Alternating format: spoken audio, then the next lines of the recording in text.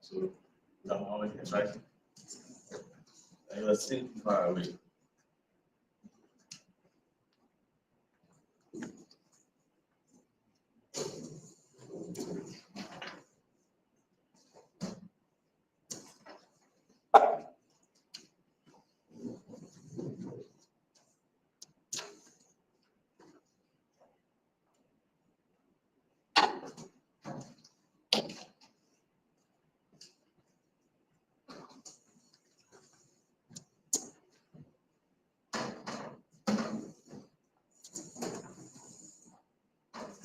Okay.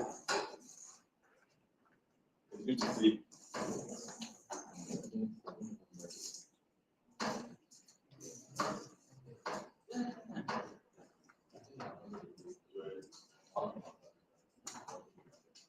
Okay, so you're welcome. I've not been here for a very long time, maybe 4 or 5 months, or even 6, 5. I think since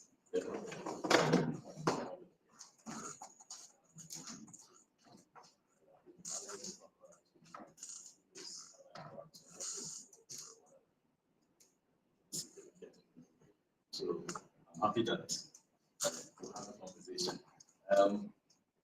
So this is what I'm going to talk to you about. In fact, I'm not going to talk to you about it.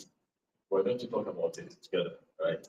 So initially, I wanted it to look like a lecture, but I ended up saying no, right? For 2 reasons. Papa, the way I'm talking about it in the program, The way you are, no, it covers everything. Yeah. I decided that it wasn't going to be a lecture for 2 years. And the rest of that, you guys have tried.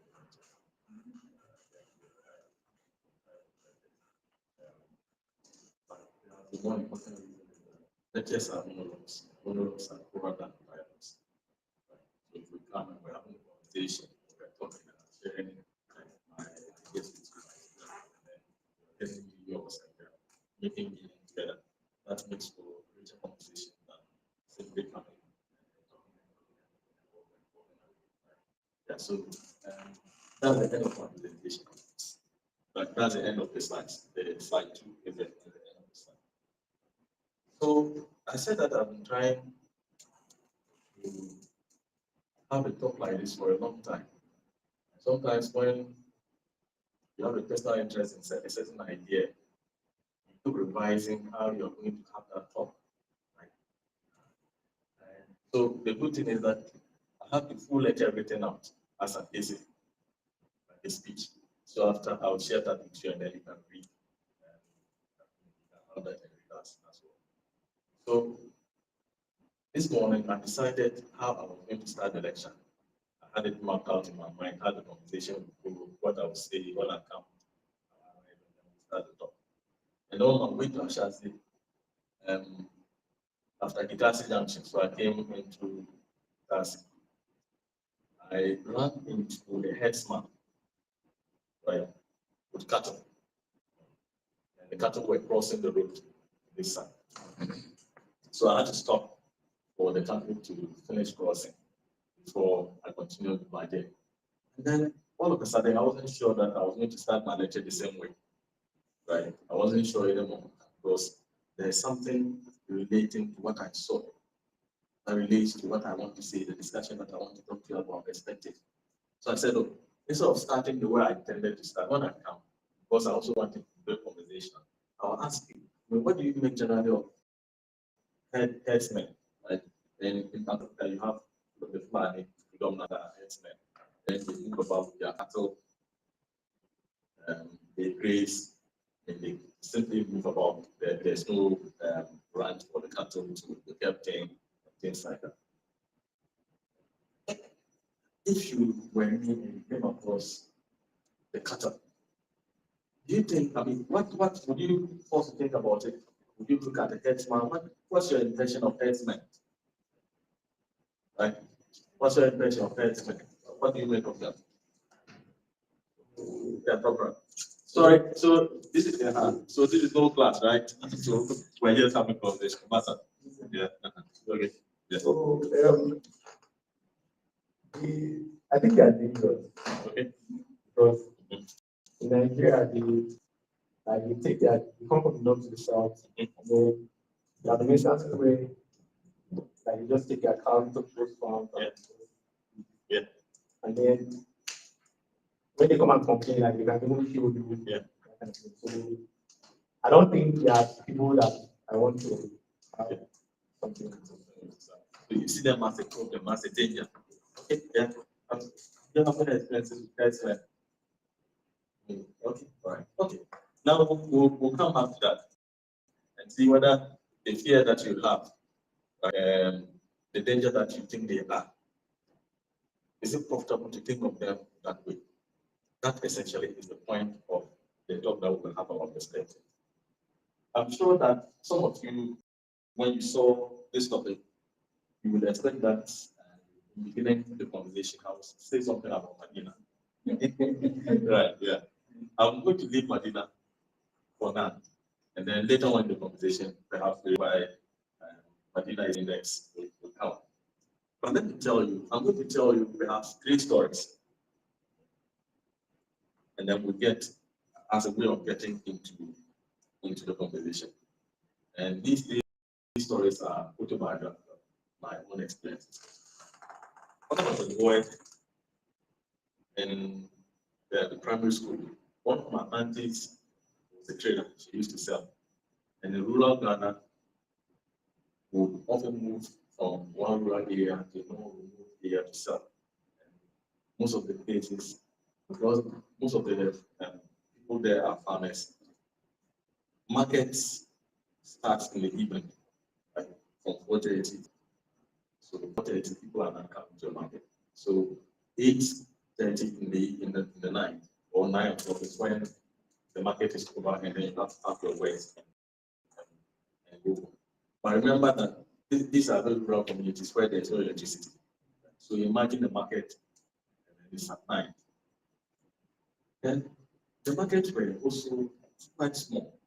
So you can think of the average rural market, say the size of 2 plots of land, maybe the agricultural culture, that's the entire market. And as you know, with traders, especially across Africa, I have personal experience of West Africa, I think applies because I've seen markets, videos of markets in Uganda, and so on and so forth. So this applies.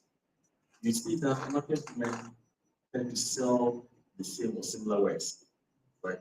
The goods are identical, so they sold, right? Or his books and so on and so forth. So you can imagine, my auntie was one settlement, and what I would sell for her pedal when we go to that market is soap, washing soap, bars of washing soap. And in those days, there would be 24 in a box. And then my task is to sell 3 boxes, right? In the market. So imagine the market like that, a very small market. And you can be sure that there will be at least 3 or 4 other boys that are carrying same soap that I am carrying. And then walk around the market in circles. Walk around, walk around, and then you make sales. Now that has left me with something. I didn't think that it had left me with something until much later, when in moments of reflection, I think about things in my childhood and see what has this, what has it done to me in terms of where I've become. One of the things that has taught me is that the market is a very competitive place because nobody is rich enough to buy more than 2 bars of soap. One is poor, and yet I have to sell 72 bars.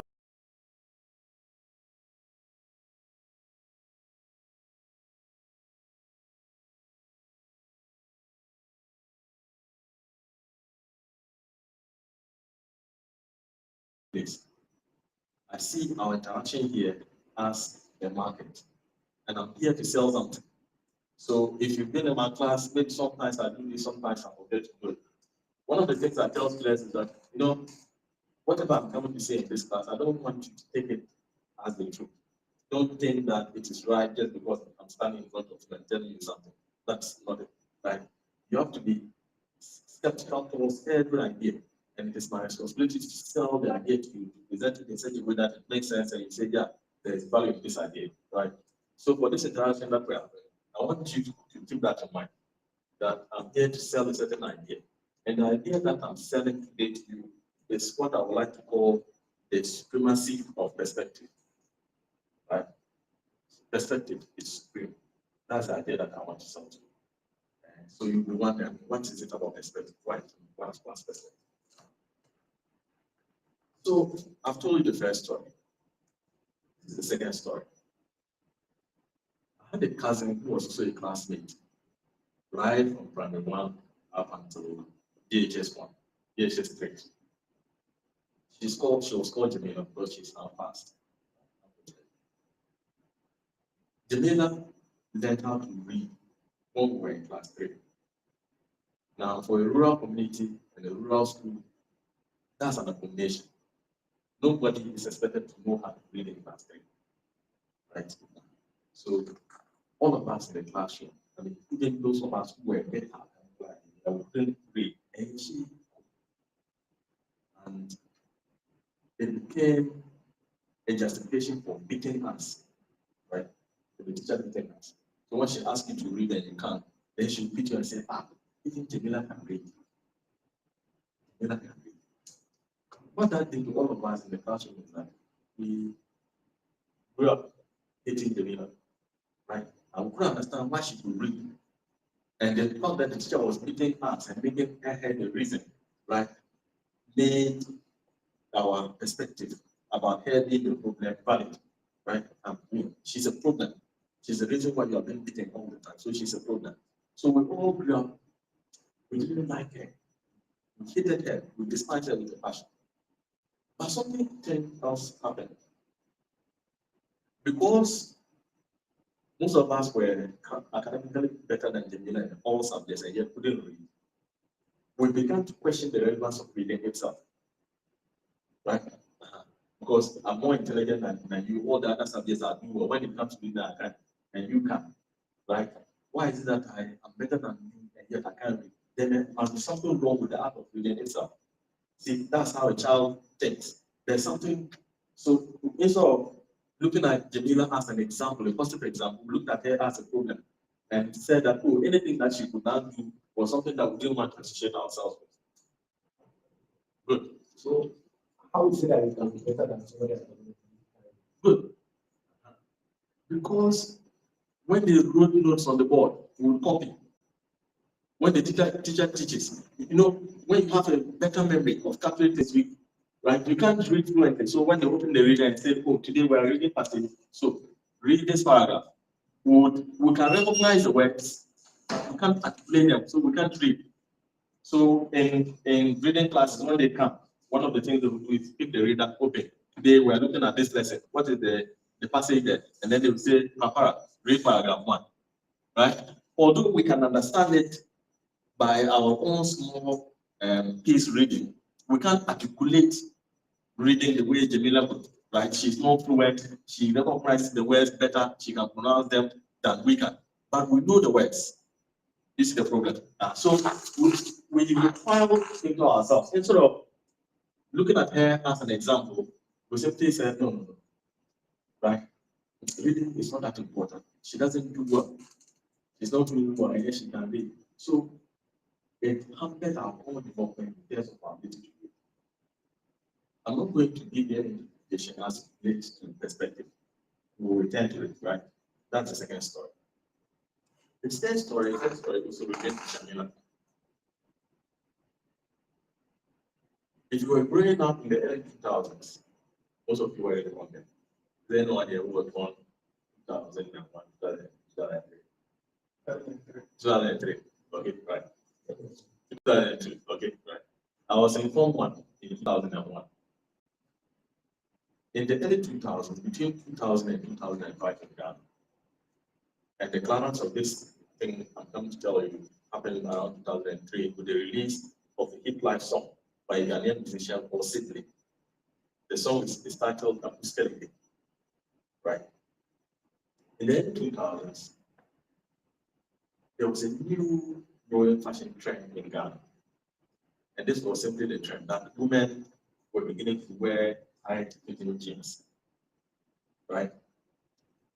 And for between 2000 and 2003, if you were to say you find leading newspaper front lines, right? The front page, and there's a story about why women shouldn't wear tight-fitting jeans. And there were so many justifications. The most obvious thing of it is that it's indecent for a woman to wear trousers in the first place, and for her to wear tight-fitting trousers, right? It's indecent. I mean, if she dresses like that, she's a harlot, and if any man makes any advances, whatever the nature of that advance towards that woman, the person is justified, right?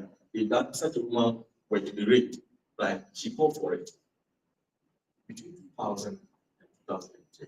So the song Acoustically, right, was a song that fit into that theme. It talked about I mean, it's essentially objectifying women, sexualizing them because of what they wore, right? And that you can spend all your money on such a woman and there and things like that. So this is the context of the second story.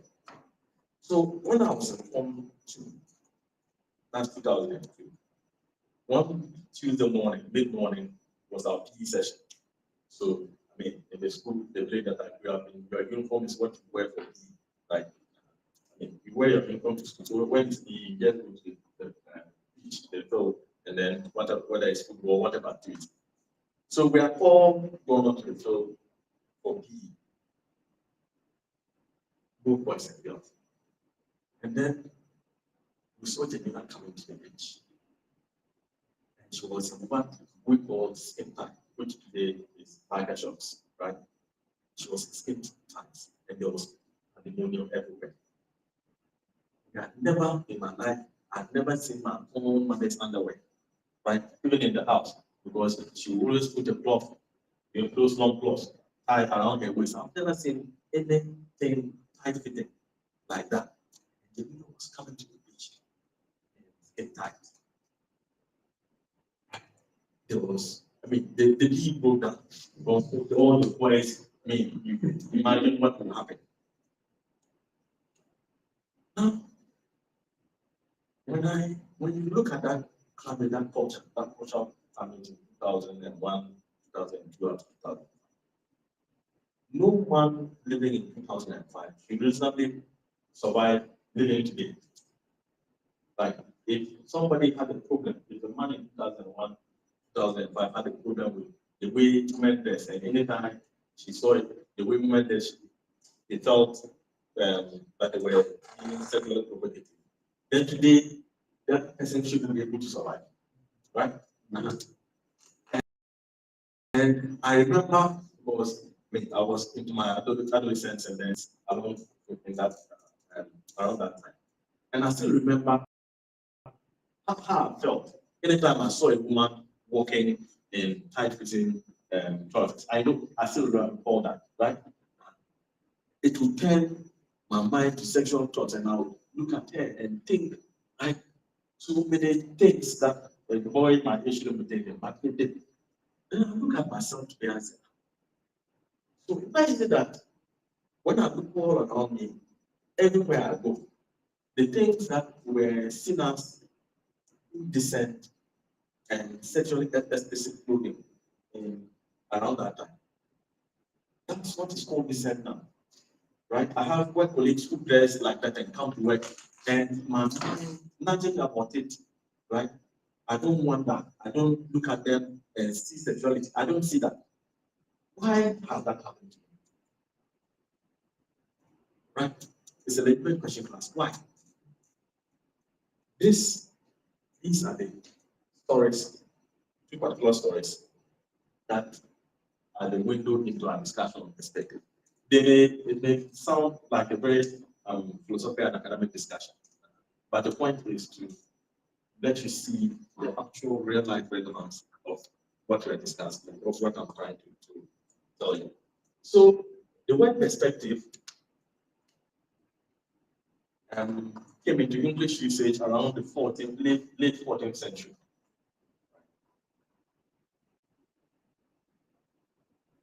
We can think of perspective as the way we see something. Right? The way we see something. But we have to think of the way we see something in relation to another very fundamental issue. The way we see things. Is there a natural way that we see things? Right? In fact, is there a way that I can come to understanding that the way I see you, Basa, is different from the way, or is it different from what you are as Basa? Like, is it possible that I can see you, Papa, and say, oh, no, this is the way I see you, but despite of the way I see you, this is who you are? Do you think there's a possibility? Okay. Let's see whether you're right. Do you think it's possible? You're certain. Okay, so who am I? How do you see?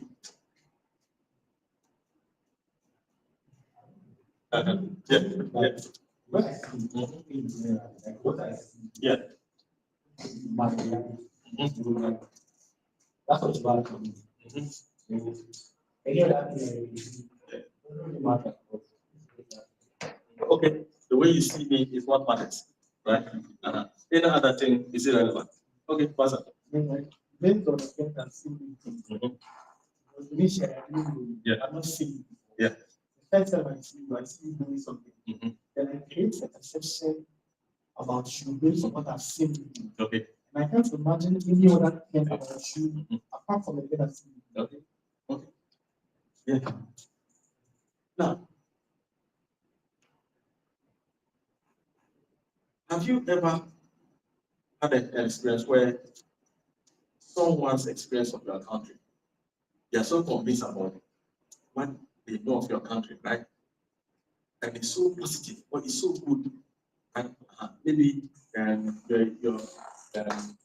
Rwanda, and then someone in South Africa, your experience of South Africa is very positive, and you're talking to the person of South Africa, and then he's not shaking his head and saying, is it South Africa? Is it our country you are talking about?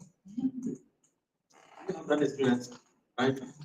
There are people who come to Ghana and I meet them, and they have a very positive, right, evaluation of Ghana. And they begin to talk about Ghana, and I wonder, is it the country I'm living in? Right? But for that person, their reality and yours, they run parallel. You all have experience of Ghana, and yet they don't converge. So between your experience of Ghana and his experience of Ghana, which is Ghana? And in fact, is it important to ask which is Ghana? Right? Do you see the point? So this starts in philosophy, but has gone into physics. And I'll quote a very ancient Greek philosopher that you have come across. He says that man is the measure of all things, of the things that are, that they are, of the things that are not, that they are not. Right? Man, if you want, we said man, right? Man is the measure of all things, of those things that are, that they are, of those things that are not, that they are not. His name is Pythagoras, right? The thing that he is driving at is that even if we want to accept that there is reality independent of our experiences, we can never come to know that reality, that independent reality. We can't know it, right? Because we always come to that reality with our perspective. So our everyday encounter with ideas, with objects, with experiences is always mediated through our peculiar or personal experiences. right? If you touch a table and it is hot, and someone touches it and it is cold, right? It's the same table. Now, both experiences are valid, right? None is right and none is wrong because your touch tells you cold, his touch tells you hot, right? And I have a random conflict with my wife, and sometimes I sleep in the hall simply because what is cold to her, right, is freezing to me, and I can't stand cold. So if you turn on the air conditioner to sleep, no, well, I can't stand cold.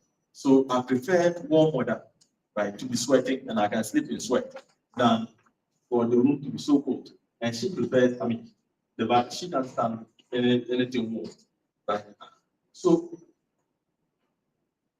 the objective temperature may be 21 degrees. My experience of it is that it's too cold. The experience of it is that it is okay. So perspective is key because everything that we do, everything that we experience is limited by the nature of our perspective. And I tell you that it begins in philosophy and ends in physics.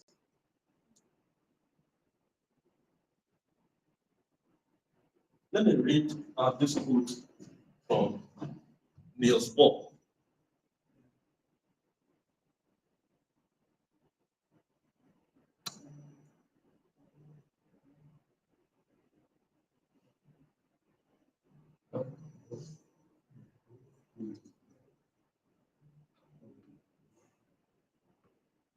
Right? This quotation I'm reading it from Niels Bohr. It is the basis of what in physics they call the Owodeha interpretation, right? It's about quantum physics, quantum mechanics. It says no phenomenon is a unit, sorry, no phenomenon is a phenomenon until it is an observed phenomenon. Right? No phenomenon is the phenomenon until it is an observed phenomenon.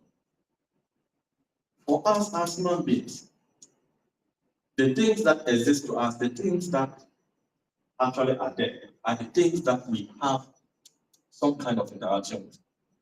Is the reason for which when we convince ourselves that we have an interaction with something that is objectively not there, right?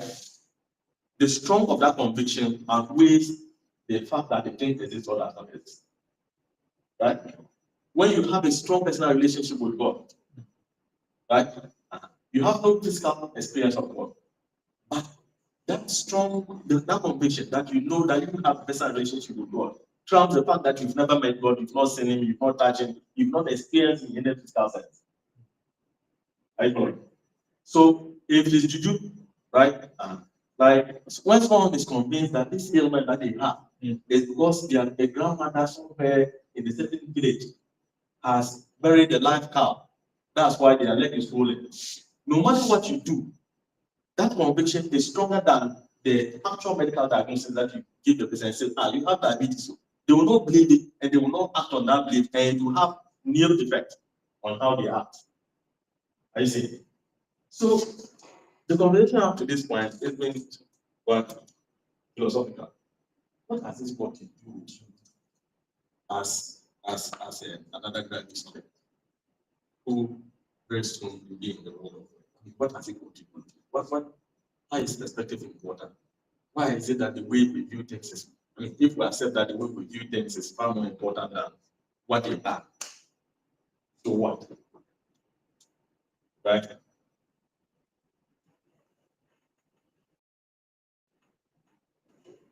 To answer that question, let me ask you the question. What is your own personal experience of poverty? What is poverty to you? What's your relationship with poverty? What's your relationship with poor people? How do you view poor people, right? And I can walk you to Madina now and say, when you go to Madina, don't go down. And you find so many impotent people, right? The place is so dirty. Some people are sitting in squalor, right? There's a junction, and then immediately after the junction, there's a bus stop. The truckers don't get into the bus stop, right? They park and block the road, and then cause heavy traffic, right? It's so dysfunctional. Looks like people don't, like nothing is working. Right? When you look at that, how do you feel? What do you make of it? What's your attitude towards such situations? Right? And this is common across urban sub-Saharan Africa, right? In urban areas, you find places where it's an urban ghetto, right? Everywhere is dirty, gutters are dirty, it's smelly. I mean, you go there, then you wonder, so hard. I mean, you have spent 5 minutes at Nima, and then you're wondering, how are people able to live here? Because the place stinks, right? You wonder how they're able to. What do you make when you see things like that? What's the question I'm asking indirectly is, what's your perspective on poverty and on poor people? What do you make of that?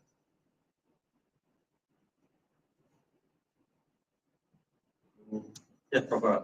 Well, I'd say you need to have the ability to, let's say, hear such situations. Okay. You just maybe you don't have the ability to live. You know, they are not able to live. I think that over a long time of being that kind of situation, you know, kind of competence. Okay. Okay. That was it. So when I see things like that, I begin to wonder that, so I'm here, I can't stand the place for 5 minutes. So how come somebody has been able to speak for the entire time? And I'm not going to be here for more than that 5 minutes. I'm going to do this for other things. So I think this is how the situation is. As when people do work, then what is the experience of where they actually live? Is it going to be worse than that? What are they experiencing here? We have something to eat. Or like, is what they are doing, would it be able to even survive, keep them survive out the next day or the next day after? Okay. Okay. Okay. Yeah. Yeah. Okay. Very often, if you travel into a crowd, at every major traffic intersection, you selling things to you. One of the things that we would see, and I want to see how much you think about things that you see, right? Is that you find someone carrying bottled drinks, bottled water on an aluminum pan, right? Nothing covers that. They keep the things there. When you see that, what are the thoughts? What are the things that you think about? Right? The general promotion, the general attitude of selling on the streets. When you experience that, what are some of the thoughts that come to your mind? How do you see that? What's your perspective on what is going on? Like someone may say, it's a nuisance. Right? If you're used to those times that I didn't have a car and if I'm going to Cape Coast or elsewhere, I have to take a bus. There's a funny thing, and this usually happens with women with babies, right? So they will sit, the bus gets full. Like me, I'm in a hurry, I want to get to Cape Coast as soon as possible. And then when the driver sits in the car, starts the car, and then puts it in gear, that's when the woman will say, driver, please stop. Why? She wants to buy bread. She's been sitting in the bus, nothing has occurred to her, bag of bread. No, it's when the car is about to move that she will ask the driver to stop so that she can buy from the hawker, right? Or you get to the traffic intersection and then it's red, so the car stops. The person is sitting down. When it's about 10 seconds to green, that's when they are buying something from a hawker through the window of the bus, right? They are buying something, and then that's wait, and then people are honking that the driver should move and so on. And she is trying to take a change of balance from the hawker. What's your take?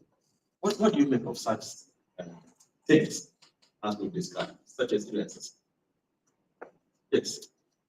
So as for the person feeling, I see that's a way of trying to escape the maybe rat race or the poverty and then making an income. But found that you know that people that are very poor also actually need those things. Yeah. And then the gap that in terms of that demand, they see that there's no any penalty for them to engage in that kind of business. Then in some places that it's not allowed, even though they are poor, and then they can actually, and they have the strength to do that, but because the law does not permit them, they don't do that. They find an alternative, or they see that as an easy way of making money. Okay. Okay. Yeah. Yeah, well, but at the same time, I understand now that but also the time I try to just use myself yes, in a way that it is not very that is guiding this and maybe they are not well or maybe they are not concerned. I'm trying to do that subject because I know that they might just stand there and yes, but it's okay. Any other perspective? Because it's not say that I've had an initial perspective, it has changed. So the initial one was that if you see somebody like working on missions, those days I used to pick the bus my mom. Then I'll be thinking, if my mom wants to buy something, why don't you wait for us to get to somewhere in the shop and buy it? What's the point in under the sun for this long? And you don't even know where the drinks are coming from, and you just like this, so you don't even buy it. And you just see a hand. That's why I should think that you don't understand that. But then going back, I realized that I mean that's all of them have said. It is a means for them to actually that they can live it, right? And then that if they had the chance, nobody wants to stand in traffic, in the midst of traffic, go to the gate, the car and knock you down and things like that. Nobody wants to do that. But then something is actually pushing them to come and stand there and say, oh, you want to leave the money there. So if there was a way for me, how can we support them? So then when I got to that stage, right, whenever I'm in the bar, I buy something. Sometimes I don't want to eat, but I just buy things like that because I feel like I have to support to go out the streets. Alright. After the stories page, and then you come to see all the goals and you come to see all these stories.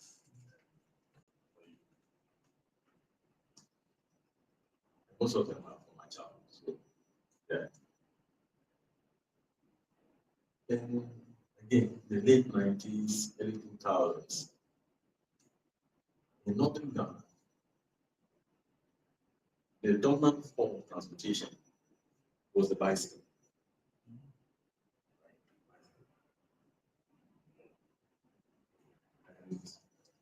And there were two kinds of bicycles that people could afford. There's what we call Felix. Some people in Ghana call it Musanga ball. I don't know why. And then there's a smaller version of the Felix bicycle that is blue, and they call that blue bed. Right? It's painted blue. That was designed for women. And the Felix is the bigger one. Most of them you find on market days. Most of the men come to the market to sell two things, right? Poultry, and then poultry products, essentially eggs. So they will put the eggs in the cloth, roll it, right? And then the bicycle has a beam. So you see the bicycle triangular shape, and then there's a beam that connects. So they will tie the one end. So after rolling the cloth, the eggs in the cloth, they will tie one end to this part of the beam and then one end of that part of the beam, right? So the eggs are dangling within that. And then you find the chicken or guinea fowls, right? So tie their legs together and then put them, arrange them, stack them on the brake handle, right? So there's a brake handle. So they will start. So you see them, they are riding. And then there will be a boy. If you ask children, there will be two boys on the carrier of the bicycle. That's how people transported themselves. And then, so those were the farmers. And then a lot of younger people got formal education and then started becoming teachers. Those teachers were richer than the farmers. They began buying more modern looking bicycles, right? Not the Phoenix style. And those bicycles would come with the basket in the front, right? So, and then it had a different brake system. The older bicycles had a part brake system. This one had a wheel. And then, so when they are braking, you hear whistling sound, the wiring sound. Those bicycles were each. So if you could buy that, right? If I had a friend whose mother had such a bicycle, he became my best friend because I mean he can go and take the bicycle when the mother is not around, and then we'll ride it and be very happy. Taxis were not the thing. If someone had a taxi, I mean, that's the upper class have a taxi. And it will be those old, so it will be a taxi that has been used in Kumasi, and the taxi driver is tired of it. It's giving him problems all the time, and then he sells it.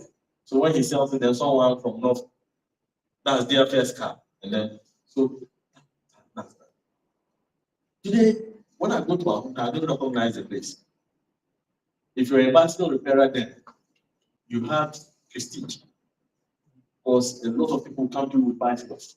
And so people who repair bicycles made a lot of money. The last time I went to my hometown, there were no bicycle repairers, right? There were bicycle repairers who had children whose dreams were to transition from bicycle repairing to motorbike repairing. Because if you were repairing motorbikes, then because I could count people who in my hometown could buy a motorbike, right? The district inspector of education, he could have a motorbike, right? Then there's the district veterinary officer, he could have a motorbike. Who else? No business people that could make money enough to buy. No. And today, when I go, it has entirely totally changed. And you guess, yes. So those people were government. Yes, we're in government. And they pay so much money. Yeah, that they could buy motorbikes. Yes, because there's no business. I mean, what business are you doing? Right? There's nothing. Right? People are seasonal farmers. And if you're a trader, you're also if you're a man and you're a trader, you're a seasonal trader. Most men would buy livestock, right? And then come to Accra and sell, right? So a place like Anabraka, right? People from Northern Ghana will bring livestock to Accra and then right, they will sell. And that is also seasonal because up north, there are seasons that you can sell your cow. You can't be selling your cow all year round, right? It's the dry season and the early rainy season when food stocks have run out. And then there's starvation and then you decide that, okay, we'll sell one cow by provision because the harvest is not close, right? So it's also seasonal, right? Nobody is rearing animals for commercial value. They're simply keeping the animals for when it becomes very necessary. Maybe someone is very sick and there's nothing, then they will sell one goat. See that? So, but today, as I said, it's very different. The most dominant form of transportation now is the tricycle, right? But before the tricycle became so ubiquitous in Northern Ghana, even Emma, Accra, and more underprivileged places, there were tricycles, right? There were tricycles. One person will have a tricycle, they will import it from somewhere, right? For that, it's a rich farmer that is rich enough, is into rice farming, right? And then he needs that. So they were tricycles, but they were not everywhere. Now, look at it this way. If I were a student studying mechanical engineering or studying business or anything like that, and then anytime I came across the poor people of Sandeman, right, I would think and say, wow, these people are very resourceful. See how they are trying to make ends meet, right? Let me buy a bag of this from this person, right, so that they can also make something, right? If I, as an engineering student, that's my attitude towards them. I have a very negative perspective that will ensure that both them and me will be kept in poverty. Right? Because we are looking at poverty from the wrong perspective. We are interpreting and understanding poverty and poor people in the wrong way. Right? If we are to think that, and rightly so, that Poverty itself is a unique opportunity. It's one of the most important resources. The economies where, because there are no poor people, innovation and making money is a difficult thing. Right? If an engineering student, you can say, these people, they can't afford cars. Right? Food is expensive. But if you have a vehicle that you can use to convey farm produce from the market, right? It will enrich them, right? It will increase their productivity. Then you say, so why can't I design a 3-wheel vehicle that runs on one piston? Because it's the same people who today can afford to buy tricycles, right? They can afford to buy. Because the tricycles are increasing their economic productivity, right? They would farm and then harvest, and harvest is sitting on the farm that is 2 kilometers away, right? And if you are carrying 1 bag of granite for 2 kilometers and you harvested 10 bags on that farm, how long will it take you to carry the 10 bags to your home? And then from your home to the market, right?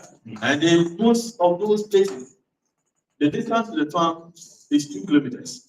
The distance from the farm to the market is another 5 kilometers, right? So that's 8 kilometers.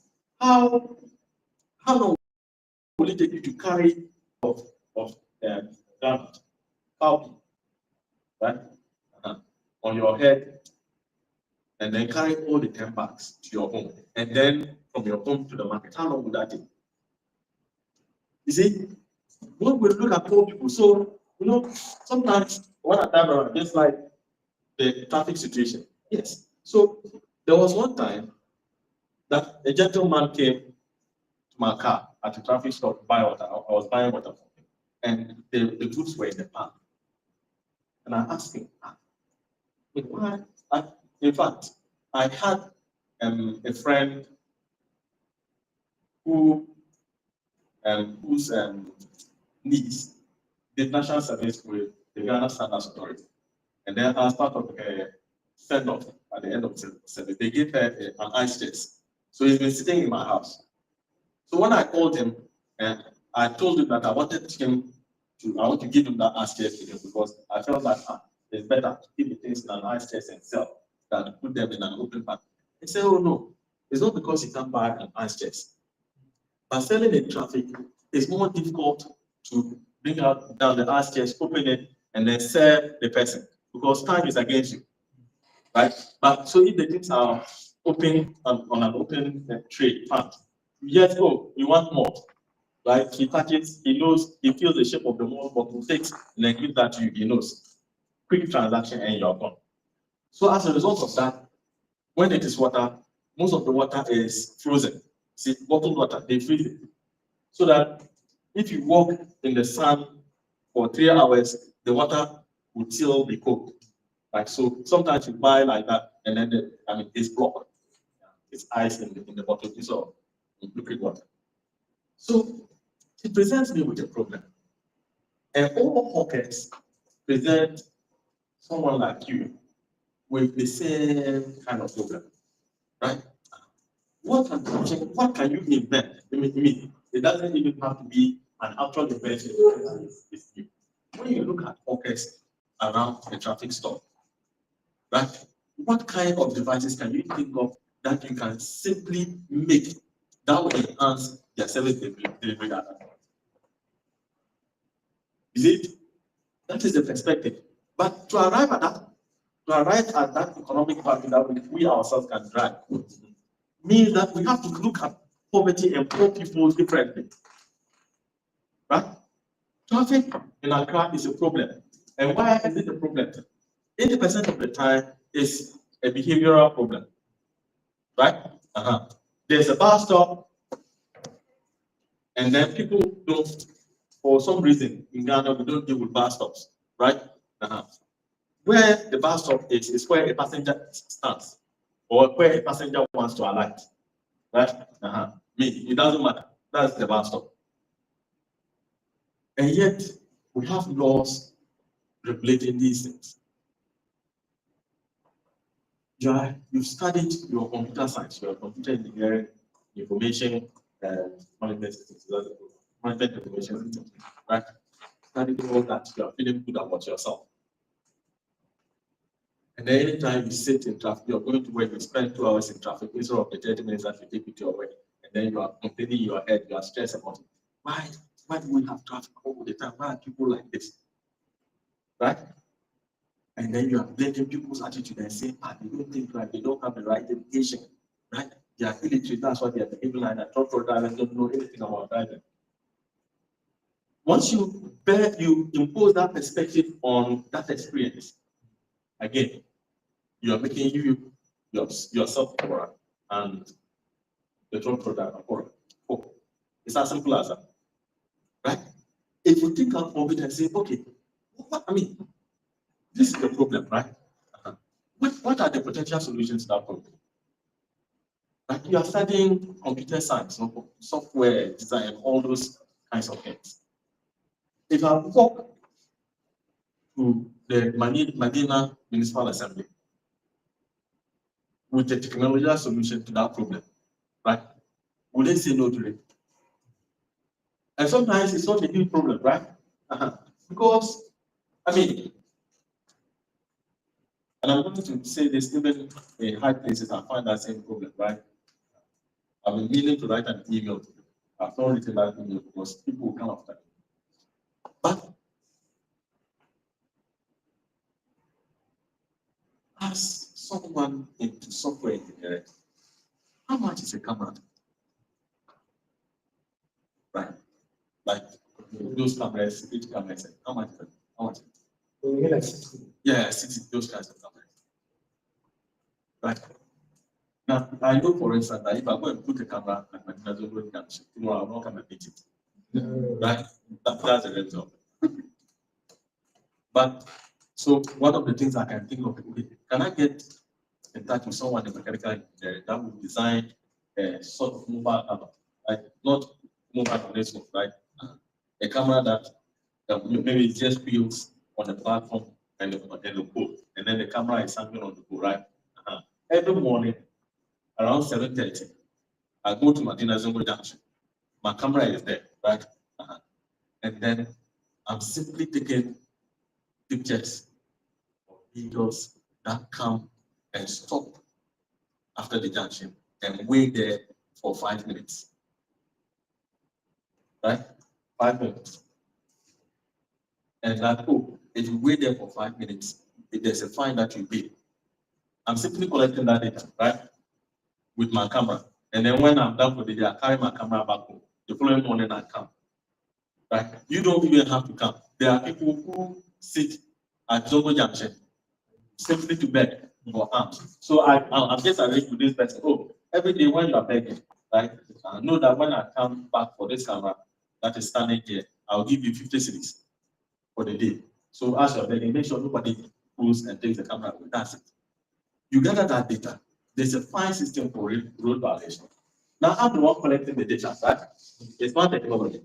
So, we will have to have a sharing agreement for the fines, right? The municipality wants that money.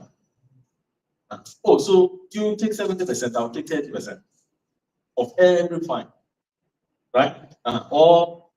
The first 150 vehicles, and I know that 200 vehicles, right, will violate.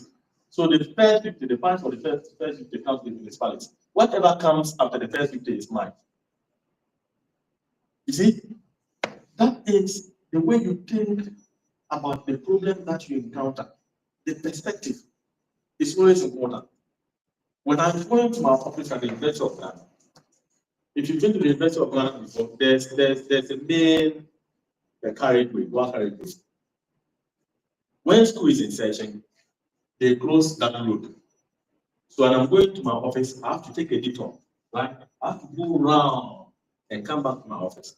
The reason why they close that road is that people simply speed on campus. So when students are in school, that carriageway is in between halls and in between lecture theaters. So students reasonably are crossing the road all the time. And the speed limit on campus is 30 kilometers per hour. Nobody drives at 30 kilometers per hour in Ghana. Right? So me, to solve that problem, the university is punishing me economically. Right? I have to spend more fuel to get to my office. If that road was open, it takes me, I get to my office quicker. Time and I save. But the university is punishing me. Right? All around. And this is perhaps a broader problem, right? Because in most sub-Saharan African context, you get punished for doing the right thing, and those who do the wrong thing get rewarded, right? So if I were in university administration, what do I simply do? I mean, how much? What is the consequence? Right? I'll just put few cameras everywhere. The speed limit on campus is 30 kilometers per hour. This is what I will do. When I put the cameras there, everyone who drives on UG campus, right?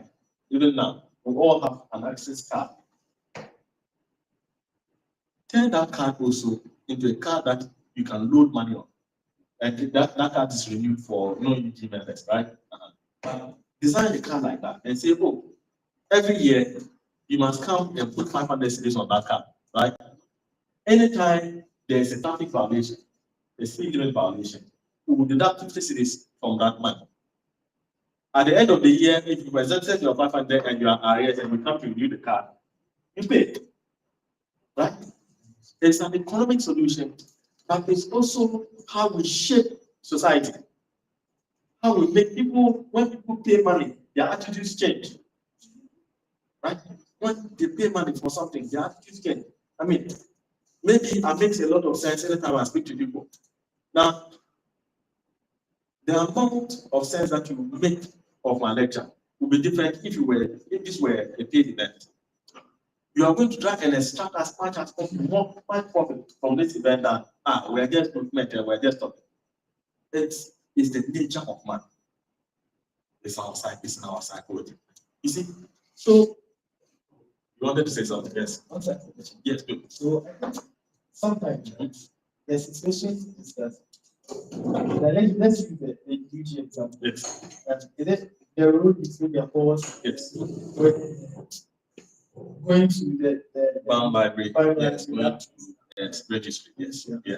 So when you realize that when you put the cameras there, people see Yeah. right? Yeah. You get them. Yeah. But what if they knock somebody down?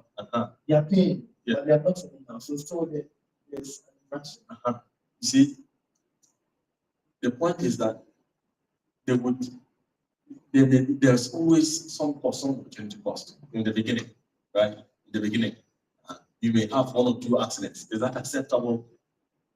Right? Is that acceptable for the long-term effect that you want? Is it? You see, the way people drive in the way they live in right, is emblematic of general attitude. And when you solve this thing in certain context, it will translate to other contexts.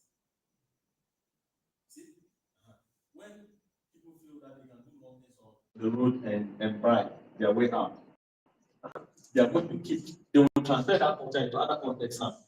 Because if in the open, I can do the wrong thing and pay a bribe and walk away. Is it when I come to your office and it's just you and me that are in the office that I can't get my way? You see? So the effects of these social tweaks, they are like compound interest. You may think that you are just doing something symbolic, but this effect, it has a cascading effect, right? And that is the point that we have to bear in mind. Now, there are a lot of people from a lot of context when you ask them, there's nothing there. So, for instance, the average Ghanaian northerner, and I won't be surprised if it is the same for the Nigerian northerner. When they compare the north and the south, they will say that in the north there's nothing. There are no resources, right? It's just poverty. There's nothing there. Perspective.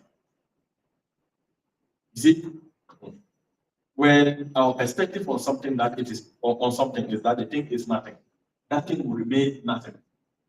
When we see it as something, that thing really is something. And I'll give you an example. When I was growing up, one of my elders, the one that will say I'm her backbone, right? Those days, people used to make ice cream based on only local products, right? So the baobab fruit, they would extract the fruit and into some powder. They use that to make ice cream. So many different kinds of plants, right? In the context, I mean, in the environment, the fruits were turned into different kinds of drinks and so on and so forth. And school children, that's what we had. That if you're buying ice cream, that's what you look at me. That has time. But those trees, those fruits are still there. I was having a conversation some time ago with a student who had come to me for to write a reference letter for her in support of a master's application. And she had done chemistry and had sat in the house for 3 years after a national service, no job. So she decided that she was going to practice. I said, why can't you do anything with the chemistry that you've learned? Yeah, she has applied to jobs, Nestle Ghana, and all that.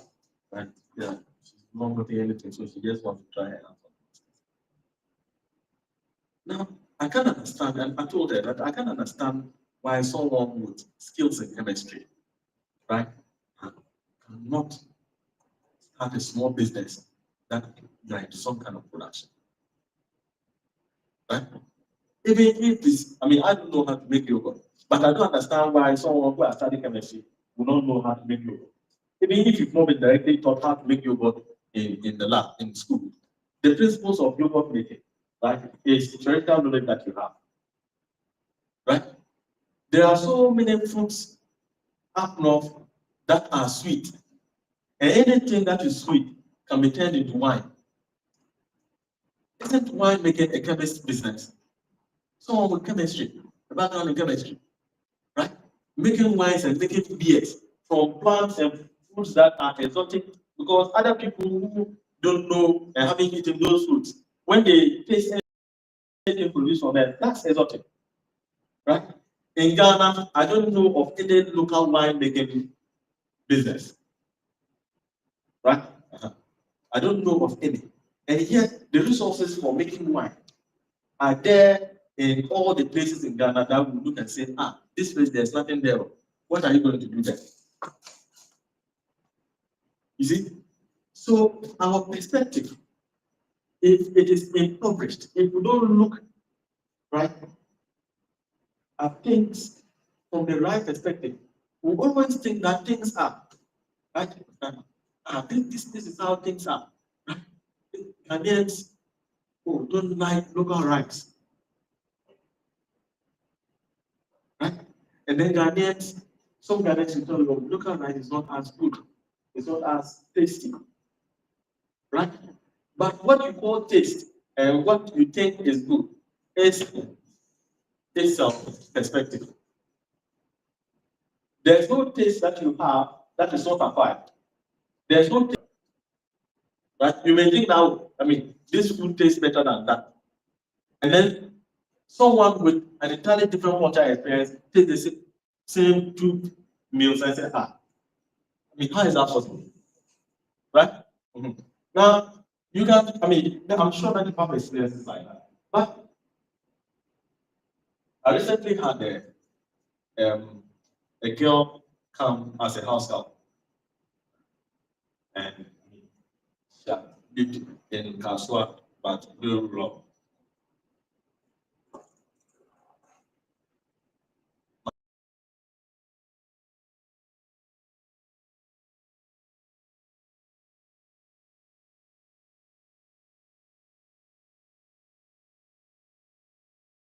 My son is mother. She's on occasion one Friday like that, and I'll buy pizza and bring it to the house. The first time this girl tasted the pizza, he said, what is this? And she doesn't like it because it doesn't taste. I mean, she didn't understand why. Oh, there's a fuss, right? About pizza. What's the fuss about pizza? Well, she's been with us for 6 months now. Now, when we buy pizza, she's one of the first. I mean, she wants the largest slice of pizza. And this has shifted dramatically, right? So all the things that we take, we eat and say, oh, this is of high quality. This is, you think that, oh, it is natural. It is all perspective. It's the tuning of the mind.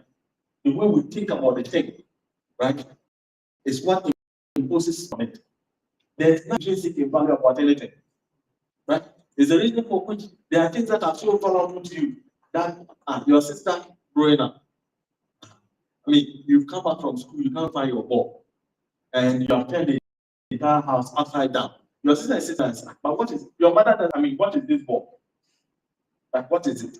You go and kick the ball. You come, sometimes we come with injured toes. And everybody's worried. But the football has real value to you. Because you have imposed that value, that perspective of value on the thing. It's not that it's natural. Right? There was a time when I was younger, I would sit in the university. On Saturdays, 11:30, I'm in the junior common room, waiting for Premier League matches to start. Right? And I will stay there until 9:30 when the last La Liga match is played. I could watch football from 11:30 till 9:30 in the evening on a Saturday. These days, the only football that I enjoy is when Arsenal is playing. Right? There are times that I mean, was it last week or the week before? Man City and Liverpool were playing, and I preferred watching Chicago PD. But I mean, that's a tough match. Everybody will gather to watch that. I wasn't moved. But if Arsenal is playing against Burnley, the flawless of teams now, I would still prefer to watch that than to watch Madrid and Barca play Clasico. My value, the perspective that I place on them has changed. Yeah, I want to add something about the damage. Yes. When you were giving an example of how the demonstrated chemistry applied internationally. Yeah. For about some weeks now, I have been battling with my teacher. Yeah.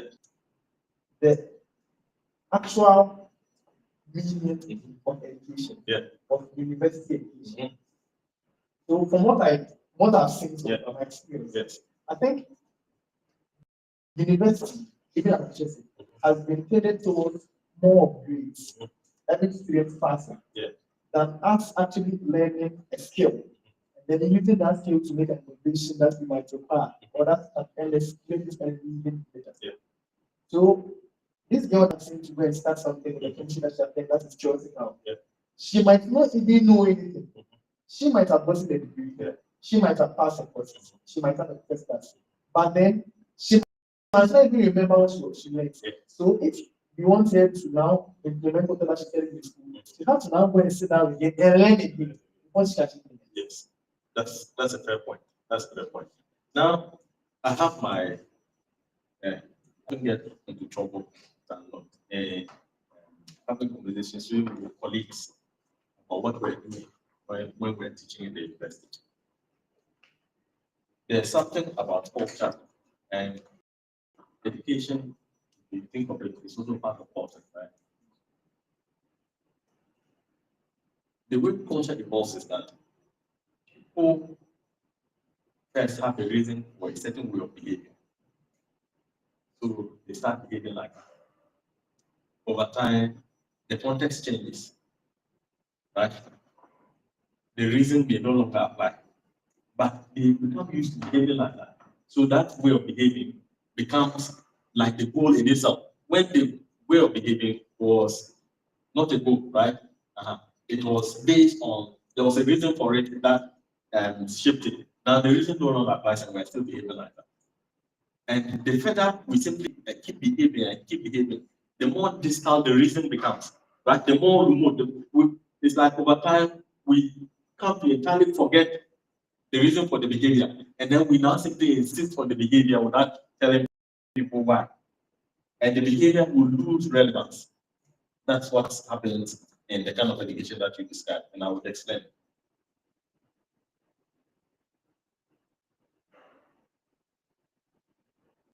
Most often, and this has happened for such a long time, there are now teachers who teach things that they don't know the reason for teaching them, right?